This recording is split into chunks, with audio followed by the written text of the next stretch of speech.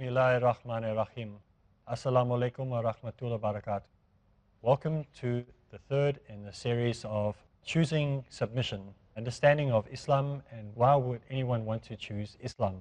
Many questions are asked on religions and different belief systems from Buddhism, Hinduism, Hare Krishna society. So why would somebody want to choose Islam? What makes Islam unique and different? So we've been looking at the series of the different pillars and different parts of Islam, of what is required for a Muslim. And so we're looking at this part now, and if you're not a Muslim and you're watching, you'll find this very interesting because we're looking at the 5 pillars of worship in Islam. In previous episodes, we've looked at other things in more detail, and this part of the series, we're looking at our declaration of faith. Every Muslim, he believes in the 5 pillars of worship, and what are these 5 pillars of worship? First is to declare that there is no other deity worthy of worship other than Allah, and the Prophet Muhammad sallallahu alaihi wasallam is the final messenger of Allah. We've also said that Muslims pray 5 times a day. And in the last episode, we looked at why do Muslims pray 5 times a day? What's the reason that Muslims pray 5 times a day? We pray in the dawn, that's before the sun rises. And we pray at midday, we pray in the afternoon, we pray at sunset, and we pray at night. But you know that this is not the only times that Muslims pray. 5 times a day, that's the bare minimum, that's the minimum requirement. But we as Muslims pray hundreds of times a day. We're only required to pray 5 times a day, but we can pray anytime we like. And this is the wonderful thing. Prayer is like picking up your cell phone or your mobile and having a chat with God anytime you like. So Allah is just a phone call away. But the only benefit from this cell phone and this call is that it's free. All you need to do is spend time speaking to Allah, allow Him to communicate through you, to calm you, to relax you, to give you that inner peace that you've been looking for your whole life. So you know that when we submit our will to the will of Allah, we feel this calmness, we feel this peace that people so often look for, that so often crave. We find this peace when we speak to Allah, when we submit our wills, when we give our life over to Allah and say, listen, we're performing this form of worship out of gratitude, out of thanksgiving for all that you have done for us, for all that you have given us through the day. And so by praying, we also maintain our relationship with Allah. I mean, imagine if you're married and you'd never speak to your wife. How long do you think your marriage is going to last? If you have children and you never speak to them, how long do you think the family is going to be functional? So you have to speak to Allah regularly. I mean, if we only spoke to our wife once a day, do you think she's going to stay with us? No. If we only speak to our children once a day, do you think they're going to stay in the family for very long? You know how important relationships are in school, in university, and colleges. So these relationships have to be maintained. Your friendships with your friends have to be maintained. Now the most important relationship of your entire life is Allah, and that relationship has to be maintained. And so prayer is very, very important to you. Now another pillar of Islam, that is the third pillar that we have in Islam. So during the month of Ramadan, this is the next pillar of Islam, is fasting. And during the month of Ramadan, we as Muslims fast. And so in the Quran we see that fasting is very, very important to us. It's like a spiritual exercise to train the spiritual muscles of self-control. This is how we get all our wants and our needs and our desires in order. We see which is important and what is not. And we learn to sort out what is good for us and what is bad for us. And so when we do submission and we come to Allah and we say we give our lives over to Allah, help us during this month, by taking control of desires for food and water and our desires for each other. What we do is we take our evil desires and we take them and put them under control. We fast them, we almost give them no food, we give them no water, and we give them no control on life, and they will, inshallah, Allah willing, they will slowly disappear from our life. So during this month of fasting for a Muslim, during the month of Ramadan, we're actually cleaning ourselves out. We are testing to see if our submission for Allah is actually what we believe it to be in the other 11 months of the year. So it's a time of test. It's a time to see if what we say and what we do are actually the same thing. You see, if we say that we are submitters to the will of Allah, and we can't even sacrifice water and food from sunrise to sunset, then is our faith really as strong as we claim it to be? So for Muslims, this is where we test ourselves. This is when we do an audit of ourselves to see how strong we actually are. And we can see whether this causes us pain or if we're quite happy to do it. Yes, I admit that in the first few days it's quite difficult and might cause a little bit of pain. But you know what? The benefits are so much greater because after day 2 and day 3 in the month of Ramadan, we realize how strong we actually are. We realize that we can actually handle this. We don't go to the kitchen and we sneak a sandwich. We don't go into the kitchen and sneak a little bit of cold drink to drink or something to drink. We're thriving, we're striving And we show that we are able to overcome all these desires. We're able to come over all these temptations. So if we can overcome the temptations of food and drink during the day when no one else is watching during Ramadan, how much more easier do you think it will be to overcome the temptations of life when they come? If we can say no to water and food, which are so essential to us, imagine how easy it's going to be to say no to other sins that come our way. So this is a way, this is our training. This is where we can, during Ramadan, we can remember how strong we are. And you remember that this fasting is not for 24 hours. It's only half day. So it's easy. It's only from sunrise to sunset. The rest of the time we can eat and drink, but it's a challenge to us. So we fast during this time and we see how good we actually are. The fourth pillar is almsgiving. Almsgiving, now many people have different understandings of the word almsgiving. Almsgiving is not selling alms to another country, and it's not giving our alms, our physical alms. Almsgiving is paying money over to the poor or the sick in the charity. This is a charity thing that we do. We give money to the charity. And what we do is we only take 2.5% of our total wealth. And this is not much to do. You know, this is a very small amount of money to give, only 2.5% of our wealth. And so we work it out, this way of calculating it, but I'm not going to get you all involved in how to calculate it and what the exact amount is. This you can find out on your own. I'm just giving an overview so you can have an overview of what this beautiful religion of Islam is, why there are so many people, why there are billions of people around the world finding Islam the religion that they want, the order that they want in their chaotic worlds. This is a religion of order. Everything goes from stage to stage. And so it's the same with almsgiving, giving money. So we give this 2.5% of our wealth to the poor, the needy, and not to administration, and we don't give it to big businesses to deal with. We give it ourselves to the poor and the sick and the needy. So this is something that we as Muslims believe is part of a commitment as followers of the true faith, followers of the Quran, followers of the Sunnah, followers of the prophets that have come before, all the way from the first prophet to the last prophet. And we ask that Allah's blessing will be on all the prophets. So we look after the charities, we look after the sick, we look after those in need. So this way we're showing that we really care about humanity. And we don't just do it because we're forced to, we do this because we want to. Remember, everything that we do, all these pillars that I've been speaking about, and the pillars that I spoke about before, we do this because we want to, not because we're forced to, because we want to. So much better to give because you want than because you're forced to. The next thing is we as Muslims do that is so exciting, that we look forward to the whole year, and we're so happy when people go, and that is people that go on pilgrimage to Mecca. And this is one of the things that we need to do at least once in our lifetime. When we go to Mecca and we go and do this pilgrimage, it's only if we can afford to. Many people can't afford to even go to the country next to them, or even go from one state to the next. So if you can't afford to go from even one state to the next, and you haven't got enough food in your house, and you haven't got enough money to pay your bills, then don't worry about that. You can't afford to go. Maybe someone, inshallah, will pay for you to go. And alhamdulillah, if someone sponsors you to go, then you must go, because this is something well worth doing. So this for us is like an annual conference of all Muslims. In a way, when we go on pilgrimage, some people think, why do you do this? It's like going on a conference. We go to a special conference. We all get together, all Muslims from all different countries in the world.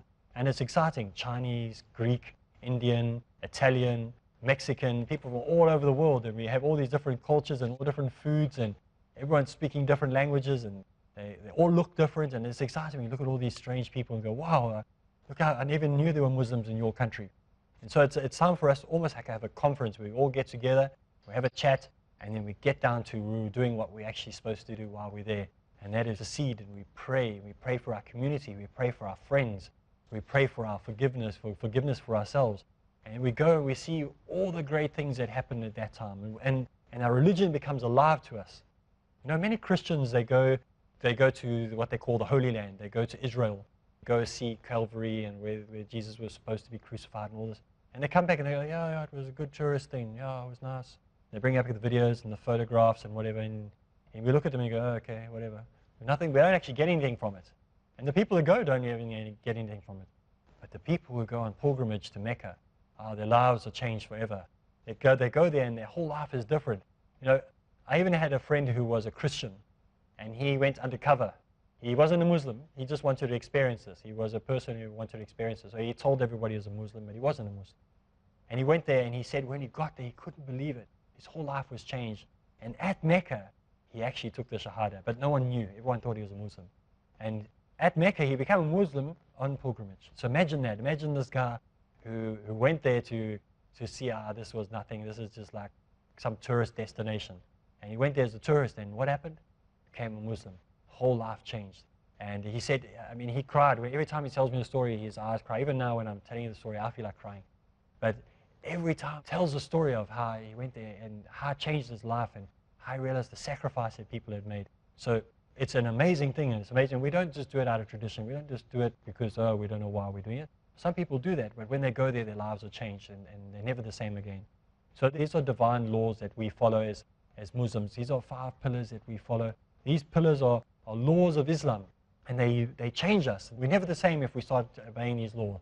Praying 5 times a day, such a privilege. Making wudu, the washing before we pray. There's such a privilege in doing that. We don't do things out of fear and terror. We do it because we want to. We do it because we love Allah. These are natural things. So these are divine laws. Humans must have laws to govern our lives. I mean, the country that you live in, imagine if all the laws were thrown out. Tomorrow they said, no more laws in this country. Tomorrow America, no more constitution. The laws in China, no more laws. No more laws anywhere. We throw all the laws out and we don't even bother with the laws. Do you think you would want to live in a country like that? No. So we have laws. We have laws in our country to help us to live in a better way. So to live in a better way as a Muslim, we have laws. And people say, oh, those are legalistic. You guys are being legalistic. Every single country, every single religion, every single belief has laws. These laws are not human laws. These are divine laws. So as young people, we know we need laws. We know we need boundaries. So when we come back from the break, we're going to have a look at the divine laws of Islam.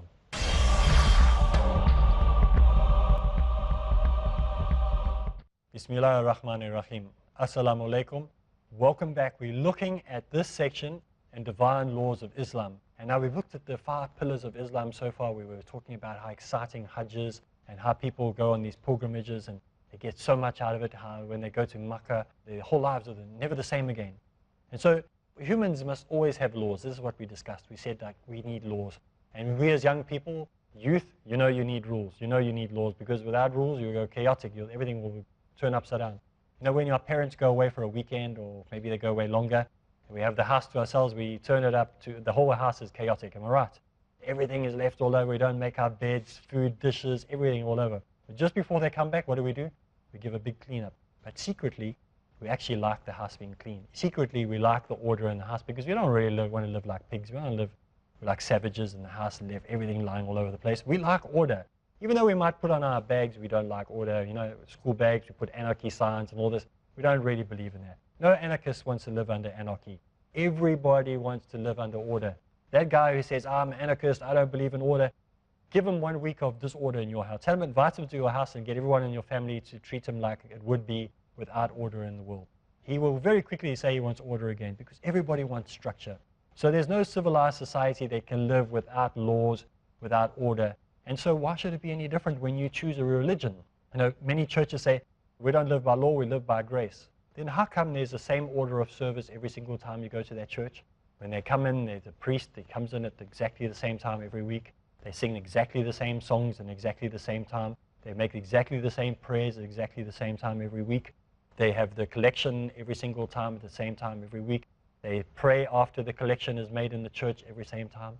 You have Easter on the same time every year. You have Christmas Day each time on the same time every year. So there are orders. Everybody has orders. So even if you claim you don't follow law, you don't have order, you do. Everybody has order. Everybody obeys law. So law is either divine or it is human-made. So which one would you rather have? Would you rather have the divine law, or would you rather have one that some guy made up because he wanted this to be the way it should be? Obviously, the divine law is going to be better because it's going to benefit you in the long run. It's going to be better for you at the end of the day. So we don't follow man-made laws. We don't decide how we can change them and modernize them. These laws are given. They're universal laws. These are laws that are going to last forever. So in Islam, there's no modernizing. You know, people say, oh, let's modernize things. No, in Islam, we don't need to modernize. Our laws that we have are already modern. They don't need to be modernized. They're already up to date and they're relevant. In 20 years from now, they'll still be relevant. In 1,000 years from now, they'll still be relevant. These laws won't change. So Islam chooses the divine law, and we choose the divine constitution, and we choose the Quran. So we have the divine constitution, the divine law, and the divine Quran. These are the things that we follow, and we know that these are better for us.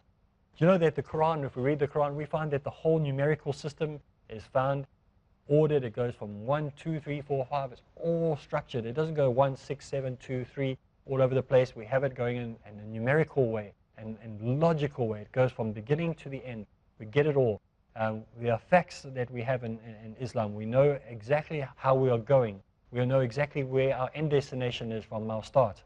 You know, there are so many Muslims in the world. There are 250 million Arab-speaking Muslims in the world. And you might think, oh wow, that's a lot. That's only 17% of the total number of Muslims. Do you know that the most Muslims in the world are not Arabs? These are actually people from all other parts of the world. Some parts of the world, the population is 86% Muslim and they're not even Arabs. That's how many we have. We have Muslims all over the world. We have Muslims that are Chinese. We have Muslims that are Greek. We have Muslims all over. They don't even know how to speak Arabic, some of these people. So only 17% of the world are Arabs. And the rest of us are made up of all different types. So you get people from all over the world. So you don't have to worry and think that only Arabs are Muslims. We have Muslims from all over. So the main thing is that we obey a divine law. And so Muslims, to sum it up, we go in reverse order. Muslims, we believe that the 5 pillars of our belief is that we believe in pilgrimage. And remember the pilgrimage, if you ever have an opportunity to do it, it will change your life. I myself, up to this point, haven't not been on pilgrimage yet, but I've seen so many people who have come back from Mecca who had their lives changed. These are acts of worship that we do. Paying the 2.5% of your wealth to those who are sick or needy or the poor. Fasting, remember we don't just do fasting because somebody told us to do it. We do it because we want to do it. And when we fast, we're getting spiritual exercise. And then of course, Muslims, we pray 5 times a day. Praying 5 times a day, very, very important. Like I said before, 5 times a day, we don't know why. Why are there 9 months in pregnancy? Why are there 12 months in the year? Why are there 60 seconds in a minute? These are mysteries of God, but we do them out of obedience. But that's not all the time we pray. We pray more than 5 times a day. We do it because we want to. We do it because we know that prayer changes. We know that prayer changes us. Prayer will be something that be with us forever when everything else disappears. Your friends will leave you. Your family members will come and go and pass away and will die. But prayer will always be with you. You do not have to pay for this connection. You can talk to Allah anytime you want. And of course, the most important, and this is what I want you to think about today. This is the most important. This is why I'm even on this channel talking to you, is that we have to make that declaration that there is no other God worthy of worship other than Allah, and that the Prophet Muhammad is the final messenger of Allah. So why did I reverse the order? I reversed the order because this is the greatest pillar. This is the pillar of worship. This is the one that we have to do. If we get the order wrong, say we go on Hajj, say we give money to the poor, say we fast during the month of Ramadan, say we pray 5 times a day, but we don't get number 1 right, what's the point? All we did is got a lot of good exercise, and we've got a lot of sightseeing adventures, and we've lost a few kilograms. But other than that, we've done nothing. So the most important thing is that we make the declaration. We have to make sure that our faith is right, that we take the Shahada, that we say, La ilaha illallah Muhammadur Rasulullah. Now, today there are people all over the world searching for truth, and you might have looked through the Bible. You might have looked through the Torah. Maybe you've looked through the Bhagavad Gita. Maybe you've looked at the Book of Mormon. Maybe you've looked through the hymns. Or maybe you've looked through all these different books. Perhaps you've never been interested in religion in your entire life, and you've just gone from one thing to the next and never really concentrated or thought about it. Today is the day that you can make a change in life. Today is the day that you can realize that, that declaration that you need, that declaration of faith, that one needs to put his faith into practice, that we need to worship and practice our faith. It's not just sitting back and saying, I said a few sentences. Even if you take the Shahada, even if you say, La ilaha illallah Muhammadur Rasulullah, and you don't practice on it, what good is that? You have to practice it. You have to put it into practice. In other words, you need to do something. You know the name God in English? It's spelled G-O-D. The first 2 letters are go, and the last 2 letters, if you read it backwards, is do, go do. And that's what it is. When you say that you trust in Allah, when it says you want to put your faith in God, it means you have to go and do something. You can't just sit there and say, well, I'm a Muslim now, and that's what I'm happy, that's all I have to do. You have to go do something about it. And what do you have to do? You have to start practicing. Practice your faith. Practice what you believe. Faith without practice is not accepted. So you have to go do something about it. Sometimes people sell you an insurance policy, and they sell you an insurance policy and they say to you, here's the insurance policy, sign on the dotted line, all you have to pay is 100 Rand a month, or $100 or whatever it is, and you're insured. But then you find out once you have an accident or you broke your foot or your hand or whatever, you see the small print. I'm not going to give you the small print today. I'm not hiding. There is no small print. I'm not hiding anything. This contract is a simple one. It's an open declaration. Once you believe that there is no other God but Allah, once you believe that the Prophet Muhammad, peace and blessings be upon him, is the final messenger of all the messengers that were sent before, including Abraham and Prophet Isa, peace be upon him, all of them, when you accept that, this is the signing of the contract. But there's more that you need to do. You need to pray. You need to give to the poor, the sick, the needy. You need to fast. But once you become a Muslim, we don't expect you to be able to pray the first day 5 times a day, because this is something new. That's why I said we have to practice our faith. You know the doctors, they go study for 7 years to be a doctor. And what do they call them? They call him a general practitioner. And you say he's opening a doctor's practice. Because this doctor, he learns along the way. Every time he has to review more courses and study more. And whenever new technology comes along, he finds out more about it. If a doctor has to do that, and he studied for 7 years, don't you think you're also going to have to learn more and more about Islam as we go along? So for us as Muslims, once you've taken the Shahada, once you say, I want to become a Muslim, I want to accept Islam, I want to submit to the will of God, I want to become one of those who submits, you have to practice. And so in the beginning, you might not be able to pray 5 times a day. Maybe all you can manage when you first embrace Islam is just the dawn prayer. Maybe that's the early morning prayer. Try that one first. Just start with the morning prayer. Get up nice and early in the morning when it's quiet. If you want to know the times, you can find out by looking in any of your local newspapers. They should have the times of sunrise and sunset. So just before the sun is before sunrise, get up and pray to Allah. Learn how to pray. Just do one thing at a time. If maybe you don't know how to speak Arabic and you don't know how to do this thing in Arabic, just say, maybe just declare the Shahada over and over and over in the beginning. So that's all you know how to pray. Then maybe do one line more, and another line, slowly learning, building up slowly but surely. And then once you've got it once a day, then you do it twice a day. And then when you've got it and you've got it, you know how many rakats, how many repetitions you need to do, then pray 3 times, then 4 times, then 5 times. And so you take it from stage to stage, step by step. Make Islam exciting. Don't do it because you're terrified and afraid and because someone's pressurizing you. Do it because you want to. This is the best faith. This is the best religion in the world. Take it from me. I've been through the others. I've tried them. I tell you what, Islam is the only one that makes sense. I've been a Muslim for 7 years. And I'm asking you, if you want to become a Muslim, you accept it. Take that opportunity. Remember that Allah is waiting for you. Go to your local mosque. Contact one of the local Muslims in your area that you know and speak to someone who knows about Islam. Get to know all the knowledge before the signing on the dotted line. But it's easy. I've told you everything there is. There is no more hidden clauses. So inshallah, we will get to see you in one of the mosques one day. I'll get to meet you face to face, inshallah. And if not, I will see you in paradise if Allah permits us to be there together. So from me, Areeb Islam, Assalamu alaikum.